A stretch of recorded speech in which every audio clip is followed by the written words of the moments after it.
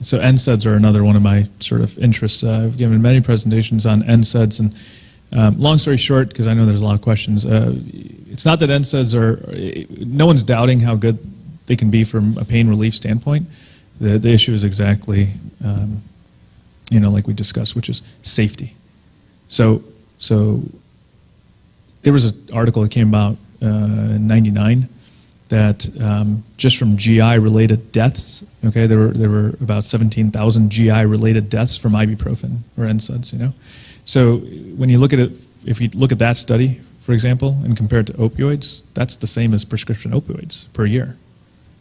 So it's not benign. So that's the problem. So what's that? What's that? I mean, we can look. I could give you that reference, and you can dissect it all you want. But the point of all that is, we're not saying one's, we're not trying to compare one to another in terms of, oh, well, one extra person died here, so we should do this or something. We're just basically pointing out that there is a significant amount of risk. There's about 80,000 people a year that go to the ER for GI-related NSAID bleeds and issues. There's a huge cost to society with side effects from NSAIDs.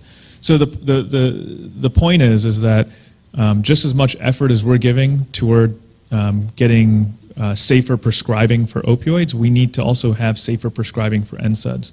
The problem we're going to see as this pendulum keeps swinging is you're not going to die from this, now you're going to die from this, and so what we need for NSAIDs is we need to pay attention to the molecule.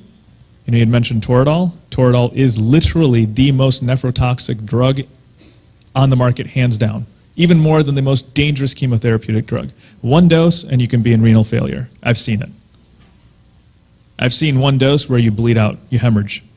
I've seen it, and I've heard this from all across the country, and I've given lectures. So Toradol is like, Toradol is like literally one of the most dangerous drugs out there. But people dose it like water, and that's a problem.